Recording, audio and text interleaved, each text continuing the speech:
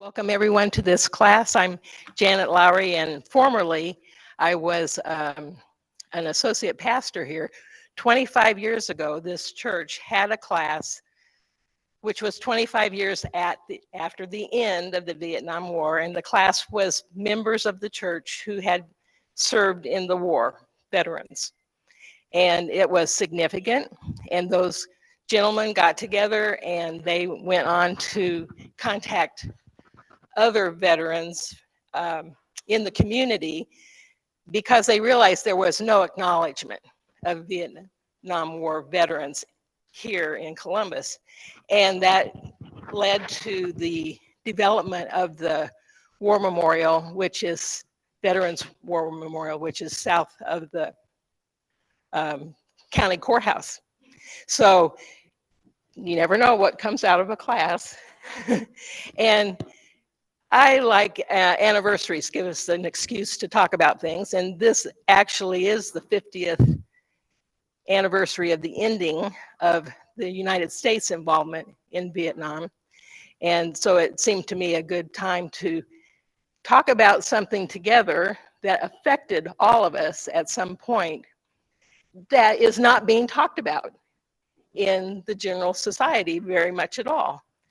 And I think my goal of proposing this class was to show that at a time when the Vietnam War was happening, how divided we were as a community, how the passing of time and the sharing of values has changed all of us, and that people who may have been on other sides of responding to that war definitely can be together now as fellow Christians and friends. And anyway, it's a lesson, I think, in divided times and how we can come together, but also caring for one another. And I think important to me as a person that loves history, bringing out things and talking about them and letting them have air and seeing how people have changed and what their new responses are to what we've learned from the past. So the agenda this morning is I've asked Zach if he would prepare some remarks, and he was a part of that original class 25 years ago. So that's a good springboard for him. And then I graduated from high school in 1968, and we have a women's Franklin Central kind of reunion lunch group. And Linda Minton is a part of the Franklin Central class of 68, and she's been working on a project to interview Vietnam vets, realizing that as time passes, they have stories to tell and they need to be written down and recorded. So I asked Linda if she would be interested to come, and I referred Zach to her. So he is in this book. There's a part there. So they have had a conversation. And then I'm going to do a short piece myself about what I did during the Vietnam War, because like I said, I graduated in 68, which means I was in college from 68 to 72, which included the Kent State shootings, which included protests, and I did go to the moratorium march in Washington, D.C. So I'm going to talk a little bit about why and how that happened, and then we'll open it to conversations. Want to acknowledge John Connors here, and he just did an honor flight that was accompanied by our pastor Felipe to Washington, D.C., and he is a Vietnam veteran too. So just, we were all touched. And the purpose of this encounter is not to stir up a lot of emotions, but it will. So, okay, Zach, would you come please and speak with us? And the microphone is for the people at home. Thank you very much. Hold it very close to you. Let's see how this works. How's that working? All right, good. Well, I sincerely appreciate Janet pulling this together. And she naturally called me up earlier in the week and said, think about a few things you want to say. Well, I typically start these talks about maybe 8 o'clock the morning of the event. And so she made me start thinking a little earlier with a few questions. And so I'm glad to be able to be with you this time, 25 years after the first one we had, and right here in this same room. And I don't think I'll be here for the next 75th anniversary, but you never know. You know, I saw the lady up at, what is it, Leola or whatever it was, 106 years old. So possibility I might still be here, but I don't think so. But 50 years, it's been a long time. And Janet asked me, how did I get in? How did I get in the service? And I've gotten the service to beat the draft. Isn't that one way to put it, John? Because I elected not to go to college out of high school. I was a 68 grad too. And so by about September of that year, 1968, I had been upgraded to 1A. The draft, that was, you're on deck to go next. And so I decided to go down to Jeffersonville and check in with the draft board to see when I might expect to be drafted, because that was the next letter that came. And I got down there and talked to them. The lady said, well, I can find out for you. And I said, okay. And so she went back, checked the records, and she came back to me and said, you'll get your letter, your draft notice within the next 2 weeks. I'm thinking, you know, I'm pumping gas at the Shell station, having a big time, making $1 an hour or whatever it was. And I'm thinking, you know, 2 weeks, goodness. So I beat the draft by going down, and I was standing in the line to join the Navy. And this guy comes out, you know, he's wearing these dress blues with the red stripes down the side of the trousers. And he says, you're going to wait a long time in this line. Why don't you just come on in? I'll have somebody hold your place for you. So I go in and talk to the recruiter, and he says, take this test. So I took a written test, and he said, oh, this is great. This is great. You qualify for aviation guarantee. And I said, well, what does that mean? You know, he said, you will not have to be an infantryman, although that's what everybody ends up being at some point or another. But you'll be aviation guarantee. So I ended up signing up. I go home that night, and, you know, typically families, they would have dinner, all of us together in one group. And so I'm sitting there, brother, sister, and mom and dad there. And I don't think my older brother was there. I think he was off at Hanover at the time. But I said, well, I got some news for you. I said, I signed up and joined the Marine Corps today. And mom, the color, I mean, we're watching Walter Cronkite every night and getting body counts from him. And so she's a little nervous at that point. She said, well, son, maybe you can get in the Marine Corps band.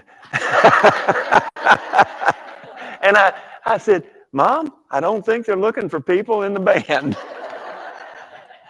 Oh, anyways, that's what got me in. I started off, you know, at $92 pay per month. So it was not great pay. I didn't go in there for the pay. About 6 months later, they started what's now known as the lottery. And my number was up in the 300 range. So I would have never had to go. But that's how I got in the Marine Corps. I ended up going to navigation school and was a navigator on C-130s. I brought a model of one of the planes over there. And then by the time I went over and spent a year in Vietnam, got back, went to as an instructor in a navigation school in Pensacola, Florida at that point. And that was pretty, after getting back from overseas, that was a pretty gravy job. And John knows more about this than I do. John was actually, 70% of the people in Vietnam were support. I was support. John was on the ground, you know. So the big difference. And so anyway, when I got back, a few friends here, and it was Dally Walker, who was a combat surgeon, written a couple books over there. He's in Linda's book. Very nice article he wrote in there. He's also, you know, written for the Atlantic and the New Yorker and a couple other little known magazines. And, you know, he's quite accomplished as a surgeon and as an author. But we got together, Dally Walker, Bruce Jolly, John Rumpel, myself, and this was about 1993 or 94. And we met right up in the Crump Room, and we started talking about what can we do for Vietnam veterans that have gotten back from the war. And we started thinking about ways we might go about this. And it ended up, after lots of work and talking, we actually got a regular committee together. And it is what it is. It's the Bartholomew County Memorial for Veterans. That was Harry McCauley's wording because he wanted it to be all inclusive, and Harry never missed a lick. It was good to have a newspaper person on a fundraising project that was going to cost close to $1 million. Anyway, so we got that built, and it actually ended up being making the front page of the architectural magazine. Featured the architects that designed it. And there's a whole lot that goes into that I could talk about another day. Next question was, what are my thoughts today about the Vietnam War? Well, what are my thoughts actually when I was over there about what was going on, and what are my thoughts today? And I've pretty much decided that you can't trust everything the government tells you. That's the one biggest thing that came out of that. There was another experience in my life that taught me don't trust what they say. But anyway, so it did cause a lot of people to lose trust in the government. And one key thought and one key something everybody needs to keep in mind in this country, which we forget very quickly, is how easy it is to get into a war, and how very, very difficult it is to get out. And that was a prime example. Korea, Vietnam, some of the Middle East battles, Afghanistan, you know, really great, rah, rah, get all the public behind you at the beginning. But trying to figure out how to get your way out of the back door is very, very difficult. And I will recall one statement in Ken Burns' Vietnam War series, where the Secretary of Defense is talking to Kennedy, and John Kennedy, JFK, and he said, we need to get out of here. We need to think about how we pull out of Vietnam. This is 1962 or 63. And John Kennedy looked at him and said, man, we can't get out now. We've had 64 troops killed. Today, the count is, I found it here, 58,281. So we got out, 12 years later, after 58,000 kids were killed, and the average age over it was 19. And so a lot of people lost people, friends. So we should remember how easy it is to get in and how impossible it is to get out after people have been shot. Let's see. Welcome Home Parade in the year 2000. John and I walked in that parade. It was for Vietnam veterans. Some people will remember the front pages of paper with Jim Griffin holding his hand in the air. That was the only parade we had, I believe, John. Let's see. Observations while there. I can remember my first landing in Da Nang and coming in, and we'd cross a little peninsula. And we were probably maybe 1,000 feet above this peninsula or something like that. And I'm looking out the windows. My eyes are about this big around. Don't know what to expect. And I'm just looking around, and all of a sudden the pilot reaches up, puts the gear down. Well, in a C-130, it's not insulated very much. So as soon as they put the handle down on the gear, it makes a real loud noise. And I'm thinking, my golly, have we already been shot? So anyway, that wasn't the case, but that was my first memory of going into Vietnam. Other memories would be the children, Vietnamese children, standing outside the fence as we would leave the mess hall, and we would pick up fruit and stuff and throw across the fence to them. So, you know, they liked that. Other things is the way it smelled there. They had a method of sewage treatment where they burned 55-gallon drums, and it had a unique smell. Heat and rain. Rain would come down. You got so used to the rain, you just walked in it and your clothes dried on your body. The other thing is, and John would be able to talk more about this than I can, and that because we were in a few battles that got pretty heated south of Da Nang, and it's the confusion. People don't know who's shooting at who. The confusion was and people said, it's about like thinking that a school teacher could be armed with a pistol and figure out how to shoot somebody that's shooting back at them. They'd probably miss 98% of the time and hit somebody else most likely. But it's so confusing when it really gets started that you just shoot into the dark in a lot of cases. But we would drop flares from these 130s, and they were 3 million candle power flares. These things would turn nighttime into daytime, and they'd burn about 3 minutes, and then we'd kick out another one. You'd keep them overlapping and things like that. But they'd stopped all traffic flights in and out of Da Nang and Marble Mountain, which was a Huey base right about 5 miles south of Da Nang.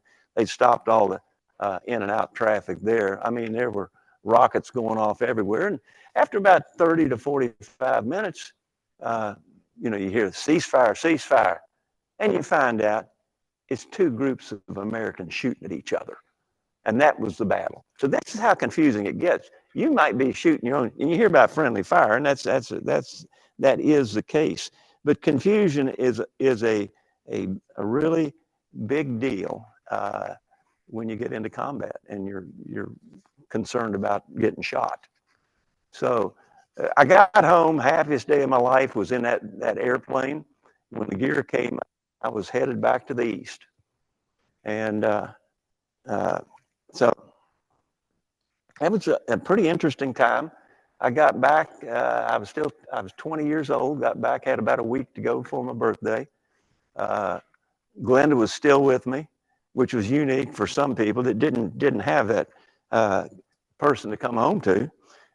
Michelle was 16 months old, and I talked to her 3 times on the phone. Times are different today. 3 times on the phone, and each time it was $25. And for a person that makes maybe $200 a month, that's a huge amount of money. And she got to pay the bill. But and it was 3 minutes. I mean, you got $25. That's it. And then later on, we've seen reoccurrence of this with Afghanistan. And just you look at the situation, and you absolutely know when we got into it, it was going to be impossible to get out. And that's my learning from that. Janet and I were, and I was at Cherry Point, North Carolina, when Kent State and happened. Now, MLK was shot, assassinated before I went into the Marine Corps, but I got to Memphis because the Navy base was in Memphis, and Marine Corps trained with the Navy. And right after, you know, they had Beale Street, it was all off limits at that point. It was still pretty tense in Memphis. It was about a year after, about a year after his assassination, but it was still off limits in the military. And then, you know, I was pleased to serve, but after I'd been there maybe a month, and I started seeing, you know, people target shooting with water buffaloes and things like that, and then rockets coming in on us, and I just wondered what we really were going to accomplish there, and it ends up we didn't accomplish anything because they're back in business. Lots of people. Bruce Jolley and Dally Walker actually traveled over to Vietnam. I don't know if you ever did or not. I had no desire to go back and see it, but from their observations, they told us when they got back that they had completely moved on. They were missing a generation of people in the country, but they had moved on and never even talked about it. I mean, they were off being industrialized and things like that. It was 1960s were horrible, with fear of what was going on with assassination, Robert Kennedy and all the people getting shot and stuff like that, civil rights movements. And so I look back on that, I think times can be occasionally really bad now, but they were bad in the 60s too. And John, anything you'd like to add to that? Your experience was different. You were there. You were down in there with where the action was.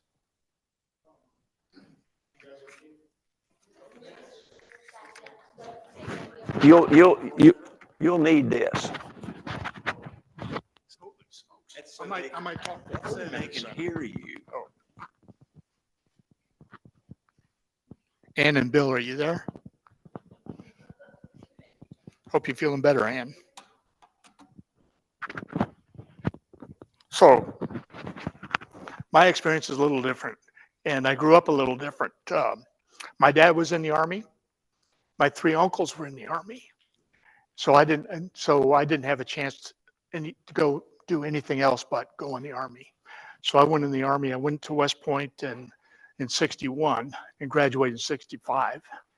And the war was just starting to kick up in around 65. My first assignment was down in Panama as a second lieutenant of infantry. And so I got to know jungles, which was really cool because I didn't get intimidated when I got to Vietnam by the jungle. All I had to do was worry about the bad guys and my guys. And so I actually, for the first tour, I volunteered. I wanted to get over there before it got over. Right? A lot of us did that. And so I don't know, how many other Vietnam vets are in here? Okay, so I can lie as, okay, yeah. No, we can't lie. Oh, we're in church, that's right. Yeah, so I went over in December of 66. Yeah. I don't know who saw the movie We Were Soldiers about the Ai Drang Valley. That was my stomping grounds. I was not in that battle, but I was up in the Central Highlands with what they call the 4th Infantry Division, right on the Cambodian border. So the bad guys would come across the border, we'd beat each other up, and then they'd go back. And we couldn't follow them, which was a big mistake. We could not pursue and go into their places. So they would refit. They'd bring more guys down from North Vietnam because we fought, in my first year, we fought nothing but North Vietnamese Army. And so that was, I was 23 years old, and I had the responsibility of leading 34 infantry soldiers in combat. Think about, I mean, that's a lot of people had to do that. You said the average age was 19, right? So the soldiers that we had were young soldiers, but they were good. We went into Vietnam as a pretty daggum good army, and we learned how to fight in the jungles, and we learned who the bad guys were, and we knew how to fight them. And when we came out of Vietnam, we were not nearly as good as when we went in, obviously. But the Vietnam guys after the war built the Army back up to what you saw in Desert Storm. Okay, so we learned a lot in that engagement. My first year, like I said, I was an infantry platoon leader. 34 guys came home to Fort Benning, Georgia, which is the home of the infantry. And so one of our little extra duties while I was there for 13 months before I went back again was to be next to kin notifier. So you couldn't get away from this thing. So you and a pastor were the first ones in to notify a family member that they'd lost a soldier. That was not fun at all. But it had to be done. And it was so much better than giving them a Western Union telegram. So we actually were there, could hold them, could let them vent their anger, that kind of stuff. So that was good, but you had to do it. I went back in '69, so the first tour was in the Central Highlands, which was jungle. Second tour was down in Mekong Delta, which was water. And I commanded a company of what they call long-range patrol / rangers. Our job was to go out in 4-person groups and go spy on the bad guys and or ambush the bad guys. But it was just 4 guys getting off the helicopter. And so it was, I actually, when I reflect on that, I think that was better than stomping around with 34 guys, because you were much more nimble and they had to move and all that kind of stuff. So I did that. And so I came, a couple of things I observed. In the 60s, there was difficulty back in the States, as Zach has alluded to. We got a newspaper called the Stars and Stripes. And on the front page of the Stars and Stripes was some of our cities burning. You know, and so we're sitting over there doing this and we're seeing the cities burning. And then one picture that really got me was a M60 machine gun on the steps of the Lincoln Memorial. You know, and you see that and you sit to start, I never questioned because I had volunteered and I was doing it, but I got through that. So, yeah, so it was a difficult time, obviously. One thing I would like to talk about is Zach's and Dally's involvement in the monument and in the Welcome Home Parade, which was extraordinary. We walked down Washington, I think. Yeah, down Washington Avenue. That was in 2005. No, 2000. 2000. Yeah, Welcome Home 2000. That was cool. I did get to go on an honor flight. Everybody know what an honor flight is? Okay. If you've got a veteran in your family or a friend, try to put them in for that, especially before they get too old. We didn't have any World War II guys. We had Vietnam guys and Korean War guys. The oldest one on the flight was 91 out of Korea. And there are 86 of us. And we had, each of us had a, God, I keep forgetting what the name is. But what was it? A guardian. How did you know that? Because I said it before. Thank you. That's a word that just doesn't work right for me. But Felipe was my guardian. So that was cool. So we had a day and a half together. And they were long days because we started at 4 o'clock Saturday morning and we're done up at Plainfield about 8:30 Saturday night and had to get back here. And then Felipe was up giving you guys a sermon at 9:30 the next day. And I'm sure it was good. But he always gets them done. I don't know if you know this, but he has them all written and done by Thursday. So all that work was done. It's not like Zach and me getting up here winging it. Felipe doesn't wing it, right? So the honor flight, 86 of us went there. We saw all the memorials. And I don't know when the last time you were when you were there. Of course, we visited the Vietnam one, but the one that really got me is there's a Vietnam Nurses Memorial now, right? Unbelievable, the detail of every nook and cranny and facial expression. Well worth the trip. It's over in that same area. And the other thing I didn't realize that the Korean War Memorial, they've added walls and names. So in Vietnam, there were 58,200 and some odd killed from 61 to 75. Korea was 51 to 53. They had 38,000 Americans killed. in that war.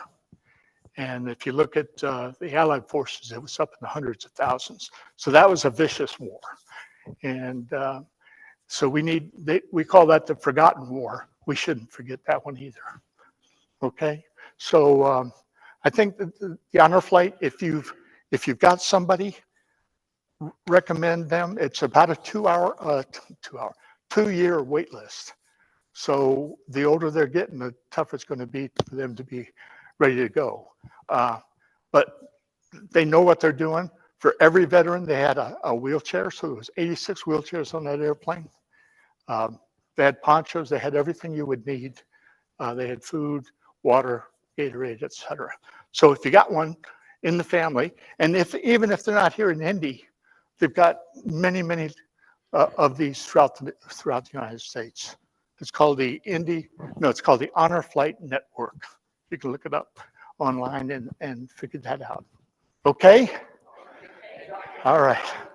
Thanks, guys. Let me get your mic. Oh.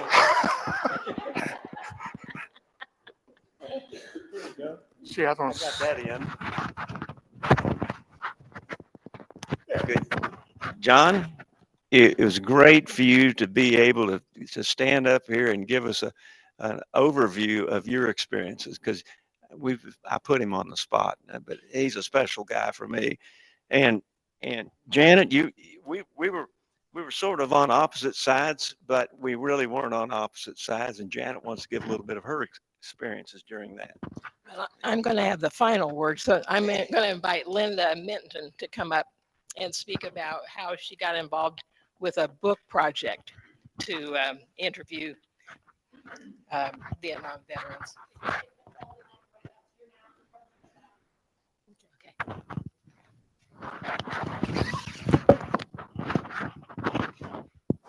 To speak.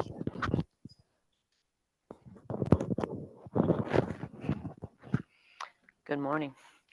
They're going to be a tough act to follow, I tell you. And I do appreciate you both for all your sacrifice.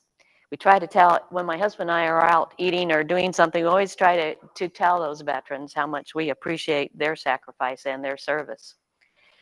I started writing maybe 10 years ago. I started with World War II. Actually, I didn't start as an author. I taught for 29 years. Elementary. So I was pretty familiar with books. But what I did was collect my family's history, like these two. I had some history of my uncles being in the service, and I just wanted to preserve that. Well, then I had friends who told me their stories and people I would know, till I had 4 binders of stories and pictures. And someone said, "You want to write a book?" And I thought, how hard can that be? Well, I found out. So a year later, I published the first book. And then after the first one of World War II Heroes, I published the second. My daughter says, "You need to write one about women and what they did." Okay. Well, actually, she said we, but it became I. But she has a family and a job, but she's my tech person. So she's very helpful in that way. So after World War II, those 2 books, I wrote several children's books because I needed some calm after those 2, because those aren't just stories. Those are people's personal lives and what they sacrificed and what they did. And I'm still, I still carry those with me. And so my sister said, and I had you need to do one on Vietnam. And I said, oh, I don't know if I want to do that. Till I do a lot of craft fairs, and many of us veterans would come up and they said, well, we didn't get a parade when we got home. And you kind of know the story after that. Some people were spit on and all these different things. And I heard that story so many times that I said, okay, then I will do Vietnam. So people have asked, well, how do you get your stories? Well, I have friends who say, I know somebody, and I know somebody, and they have somebody they know. Till my first Vietnam book was Remembering Vietnam Vets. So after I did that, these are, I think, 50 stories. some people said, well, I didn't get in that book, or my friend didn't get in that book. So then I did the next one, which was honoring Vietnam vets. And I remember some of these stories being about God. Since we're in church, we can talk about God. And one of them was, when I first got, I didn't realize I even knew this person because he had always gone by his middle name and not his first name. So when I got the story, sometimes I never knew where the stories came from. They would appear in my mailbox or in my email or something. But it said, I hope God forgives me because I have trouble forgiving myself. And those are kind of stories, those are kind of things that stay with me. And the other one was, and when you were talking about flying in over Da Nang, she was a nurse. I have a couple of nurses in both books. But she said, oh, there's our tent. It has a big red cross on it. We'll be safe there. And she's not realizing that wasn't a red cross, that was a target. And she went on to talk about many of these kind of stories, but she had a lot of trouble returning to life after that. And she said many of the mothers would wonder, well, what could happen to my son or daughter? And she said, I knew what could happen to them when her son went into the military. So when I would, after each book had a big party, a book, what we call a book launch, and some of the wives would say, I never knew any of these stories. Some of these stories I'd never heard before. And then also being very therapeutic for them. They were able to finally put that story out there and more or less release it a little bit. But then when I would talk to other people, they'd say, absolutely not. I can't do it. I don't have nightmares anymore. I can't talk about it. And I would respect that not everybody can talk about it. Not everybody had the same experiences and were able to talk about it. But these stories will always be part of me and what I do. And I think it's a good series when we talk about history and how remembering history, remembering World War II history, and remembering what happened here. I remember I had two uncles that were in World War II, and we'd always go to my grandmother's on Sunday, and they would talk about it. But, you know, as we were teenagers, I remember I was respectful and listened, but, you know, I was really thinking about the Friday night football game and who might be there and what I was going to wear and those kind of things. So it didn't mean that much to me till I started writing the World War II one. And I had, at that point, one uncle that was still living. And he was able to tell me a lot of the things, because when those veterans were talking, they didn't talk to the girls, you know, they would talk to their sons, or they would talk to each other. And I've had other veterans say, nobody understands like another veteran. If you have not been in the service, you cannot understand what I'm saying. And so I think they felt the comfort level was there. They could talk to someone who served and they would understand. So that's my reason for my writing. Did you have questions you wanted me to say? Okay. Yeah, please promote your books that are over Oh, okay. there. You can do that on your own. I brought some of the, I thought if you're interested in history, maybe you would be interested in World War II. So I have the heroes, that was the first book. The second one is the women. Then I did the Vietnam books. And then just in August, I published my new book, which is called Growing Up During World War II. And among those, my mother and my father grew up during that time. And then when you mentioned the honor flight, I was a guardian for one of the guys that's in there. So he's also in the growing up book because he was only 18, you know, and we think 18, that's a child in our world. And when we have grandsons, we say, I can't imagine, you know, Ben and Drew and Noah going to war. They seem so sheltered, you know, I'm sure they would if they had to, but it's not the same as those guys were. One of my uncles was actually a POW, and lived in the country. He was a farmer, grew up on a farm, and was captured and was part of the death marches that they did. And he said, if I hadn't have been a good old country boy, I would not have survived, because the ones that didn't survive were shot or other things. So it's interesting stories, things that I think we need to remember as a society and as a country, that this is our history. You're welcome. Yeah, just quickly, one of the Vietnam went to school with Ray. He was on track to become a professional baseball player, but then he was drafted, and his pretty much his career was over after that, because he was never the same and wasn't able to play. So he was very bitter, obviously, because his life changed. But then I think after he was able to tell his story and move on, he's been able to move on a bit. But they didn't just go and serve. Many of them, it changed their life. Thank you. Yeah.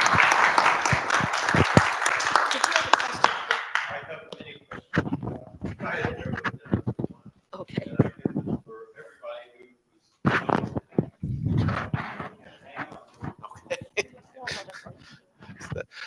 So I had a couple questions, but I'll try and narrow it down to one. And the first one that just came to mind, and it was for everybody who spoke today, was in studying history, you study the change of people, and yet there's no change in people. And the processes change. And the first thing that I thought of was, like you said, Zach, was in battle that confusion comes in. The narrative being fed to the general public versus the narrative fed to you being recruited, to the narrative that you witnessed in person, as you all did. You each had a different experience, and then kind of comparing that to the narrative that biggest changes now. We've got social media, so everybody's kind of fed their own personal narrative tailored to them by AI. Was it, again, is very polarized, but it's like, we've got one side, two side, three side, whereas maybe today we still have one side, two side, three side, but it's, how do you see that evolve, and what shifted in you? And I guess finally, like, at what point does the seeing humanity in others kind of cease when you're fighting somebody else that is also fighting for their cause? Does that make sense? Did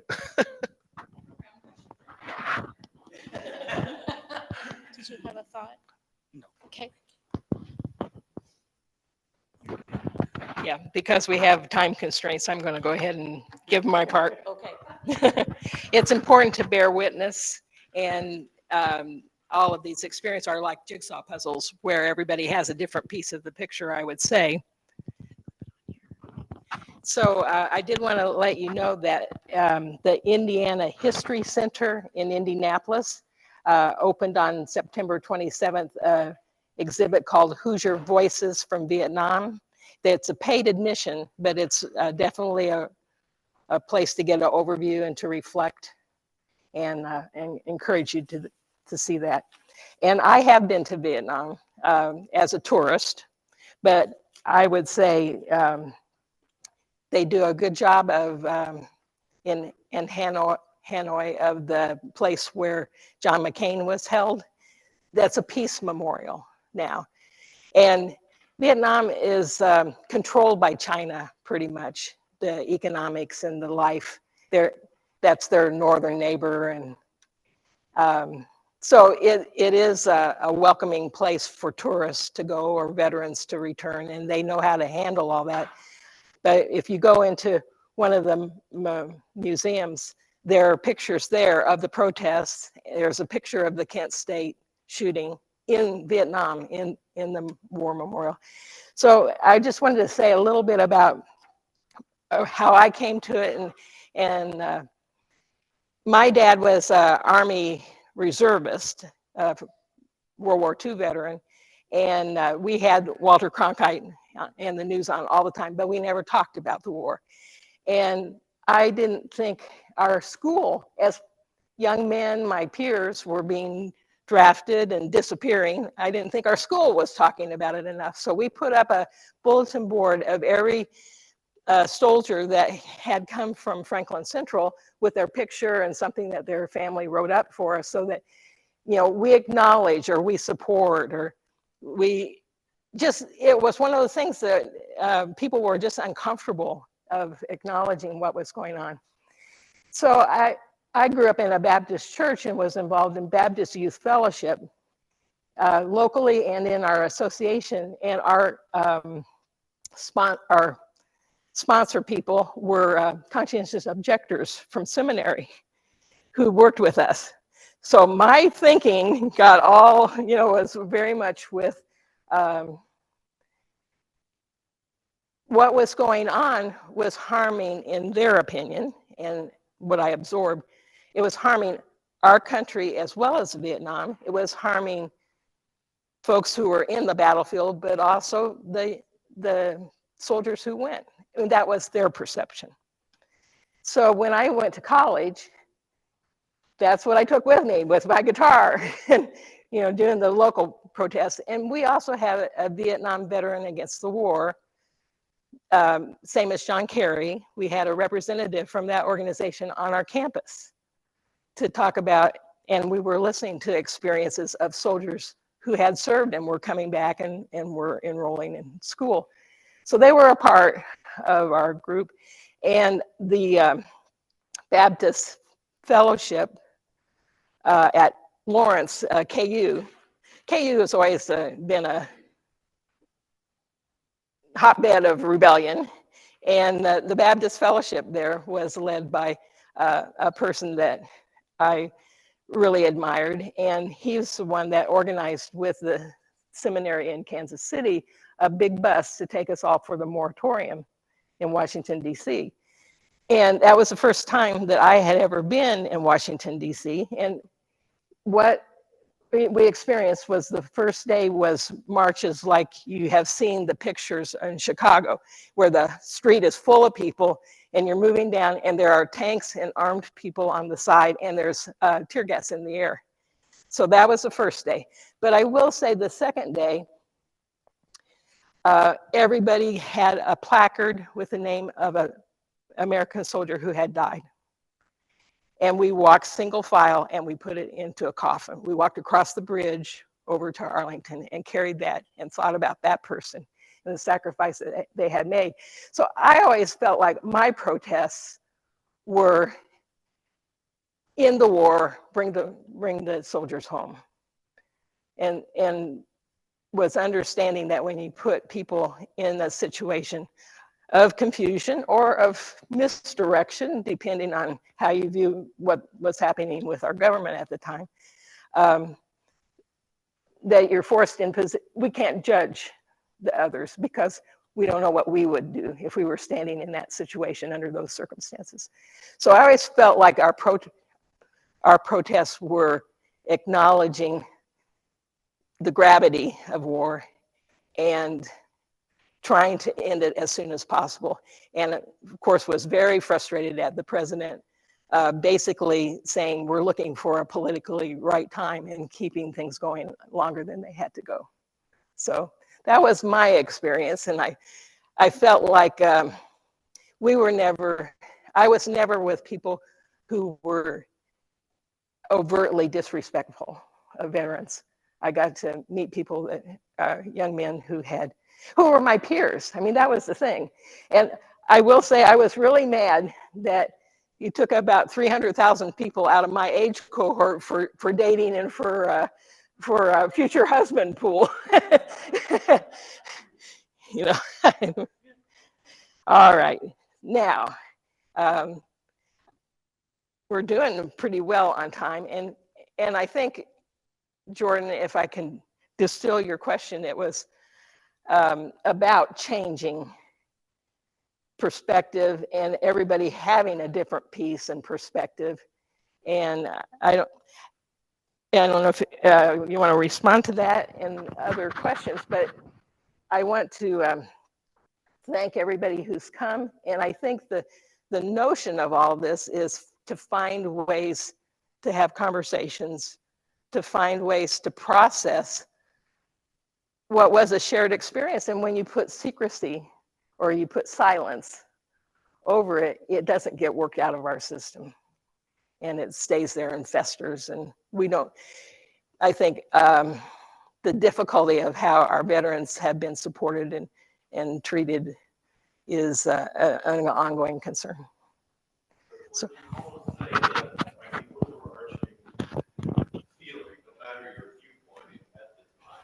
Yeah. Was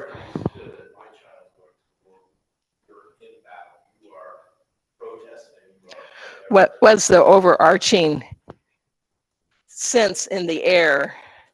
Fear of fear of protesting, fear of actually serving, fear of parents of their kids going. And I think there was a real, just like now, there was a real disconnect. There were people that paid attention. We are at war. And there were people that paid no attention. That war is over there. It doesn't affect me, even though we were sinking millions of dollars into it. And, you know, what a waste. What a waste war is, would be my foregone conclusion. What do you think about fear or the overarching sense? Well, I think the overarching sense at the time was quite clear. You had groups that were very much opposed to the war, and I have a brother that is still fighting that battle, I believe. But that protested, and they had real rational mindset to why they were protesting. And then you had the veterans who sort of were indoctrinated into it, and you want to do what the country asks of you. I mean, I've had relatives all my life. My dad he didn't go fight in World War II, but he was a chaplain for about 6 months until the war ended in World War II. But, so you had those two sides. And then in the background, you still had all the political unrest with the civil rights movement and everything else that was just going on at the time. And it was for a 17, 18-year-old, it was confusing. And since then, now I have a grandson that graduated from the Naval Academy, go Navy, and is now getting ready to go into flight school.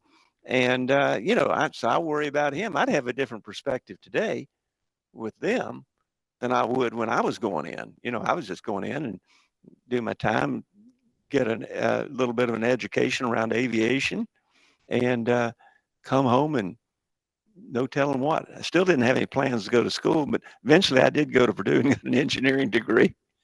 But that's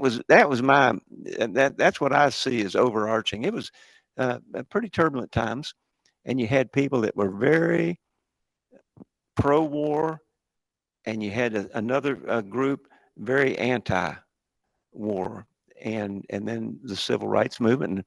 And I tell you, I mean, African American guys were very predominant. I think about 24, 28% of them were in infantry. So yeah, and that's what I recall mainly. That and my 1970 Maverick. Gary, did you have a question? No, I think what we forgot in all this was that it was a draft. You did not have a choice. You went whether you wanted to be there or not, and you did what they told you, right? I mean, no, but I mean, a lot of your soldiers, if I'm reading it correctly, because I have two older brothers, and one of them enlisted in the Army instead of getting stuck going to Vietnam, and he ended up in Germany managing an officers club. So our family was really happy. The second one was at the second stage where they went to the lottery, where the numbers all got jumbled. But I remember, we really didn't have a lot of empathy for the people whose children were getting drafted. We were just thankful ours didn't get drafted. But what I would say, even the draftees who came um, even the draftees who came in to serve, especially in our infantry units, had no choice but to be the best soldier they could be, not just for themselves, but for the soldier on their left and the soldier on their right. And so as a group, we would get better together. And even those that, as the war went on, a lot of them that came in didn't want to be there, didn't agree with it, but still saluted and did their duty. So I don't know if that helps. Yeah, there is a brotherhood, a band of brotherhood. Yeah, to take care of one another. The unfairness of some could go, a lot of economically disadvantaged fellas, that couldn't go to college, would be on the front line. And then when the lottery happened, that was just driving the college students nuts because you just didn't know. As you said, Terry, you didn't have a sense of control about your future and what was happening, which, if the country needs you, yeah, there's times when we need to step up for sure, but there are different ways to step up. In between my two tours, I was at Fort Benning. I was a company commander of Officer Candidate School. So these were guys who came in the Army, had 6 months to get trained up to be a second lieutenant of infantry. And so I commanded 2 cycles of that, 6 months each. The first one, they were all college graduates. Every one of them was a college graduate, but they had to decide, will I go through OCS or will I get drafted? And so they made the decision, and there were a couple of them in there that were lawyers, and they ended up being second lieutenants. And that group and you're talking about 25 and 50 years. We've met together 25 years ago. Oh, yeah, it's been 25, a little more than that, in Chicago. And then in 2018, we met in Las Vegas. So we're all together, keeping together because we shared an experience, not just at Fort Benning, but after Fort Benning. So. Well, I remember the second lieutenants were like the highest death rate. It was pretty bad. Yeah. That's it. Butter bars, gold bars. I did want to acknowledge, you didn't raise your hand, but Bill was a veteran. So, yeah, wives count. They have to serve right along with the guys and live with the memories and all that stuff. So anyway, I meant to mention Bill Tuck. Because we knew what was happening, and they were watching the TV and seeing, is that mine or not? I think you guys had it tougher than those of us who were actually there. Jackie, would you want to say just a word about what Sherm was up to during that time? Sherm was in the doctor draft, and Sherm was in the doctor draft, and he got a call saying, you're going to be deployed, and we'll let you know in half an hour where you're going. Well, fortunately, he didn't call me during that half hour, but he said he was sure he was going to Vietnam. But they said, you're going to Libya. And that was because of the 6-day war. And they had a huge hospital in Tripoli that really was an arm of the State Department. So that's where we ended up. And while you were struggling, we had a wonderful 2 years learning what it was like to be in a minority and appreciating a totally different culture and Serious heat. anything you want to add, Ed? No, he was just, I'm Ed Franz, I'm his son. He had just finished med school and residency, and that's when the notice came. So, and as a kid, ended up in Libya, it was really, really fascinating. And you know, it's a whole different experience than those of you that ended up in Vietnam. We have a big country, so when even a large group of people are affected, it doesn't affect everybody the same way, you know, just, any other questions for, we'll just, okay, Mary Ann.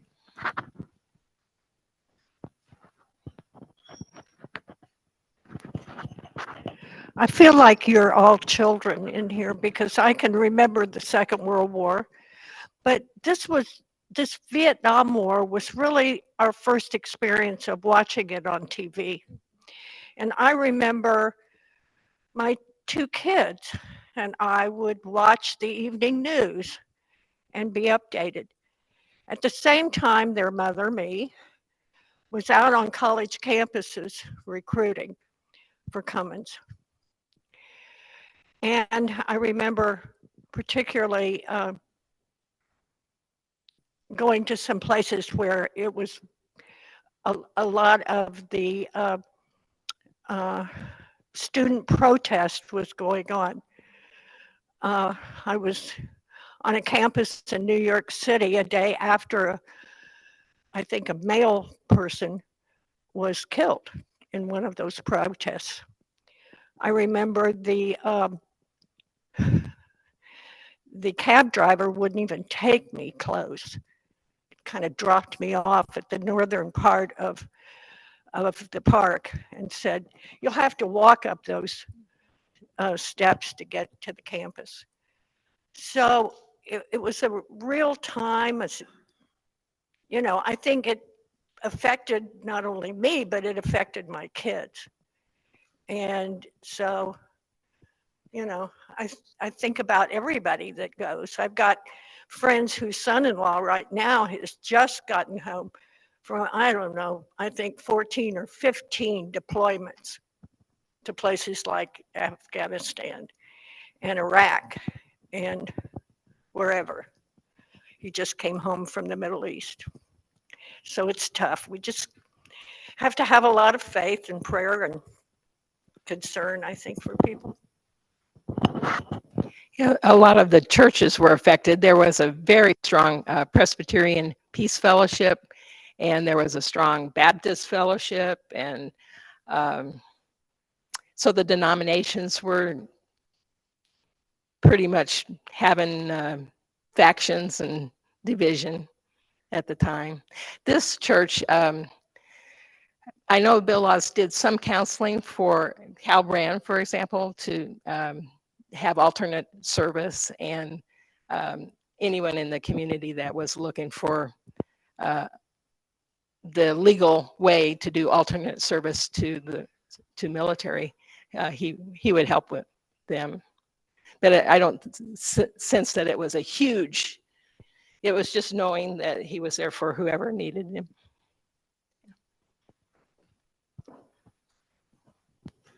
Thank you, Janet. I do want to acknowledge that this church did sponsor a Vietnamese family. Felipe talked about that. That was an important sort of a radical thing for the church to do. And but what we've seen over the years is how successful the Vietnamese boat people came into this country and how successful they were.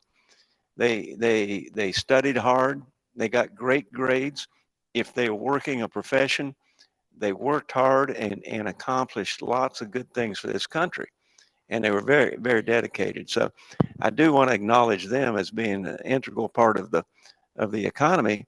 I do remember we had a whole bunch of Vietnamese boat people that were located on the Gulf Coast, and they would fish for shrimp, and the local people in Louisiana used to complain about them because they worked too hard and they were making the prices go lower, but they were out there working really hard, and they knew what it took to accomplish and get acclimated into the country, and I was pleased that they were welcomed, and I'm sorry we didn't get to bring in a few more. So anyway, I was working at that time. I was working as a controller in Memphis, and they were flying them all into Camp Chaffee at Fort Smith, Arkansas. And just thousands and thousands of them, just great people. Anyway, if there are no more questions, I'm going to let Janet close it out. Okay. I think I'm just going to close it with prayer. I meant to start with prayer. I'm sorry. I missed that point. Let us pray. Gracious God, you are the God of all creation, and we are your children. And there are times that we are confused and divided. Help us to see in you our connection and our purpose. We thank you for this church and places where we can have free exchange of ideas, and where love is a stronger power that can guide us through times of division. We ask that you inspire in us hope and give us a vision of a world where our resources can be used for building up instead of tearing down. We pray all these things in the name of Jesus, who modeled for us how to be. We thank you for him. Amen.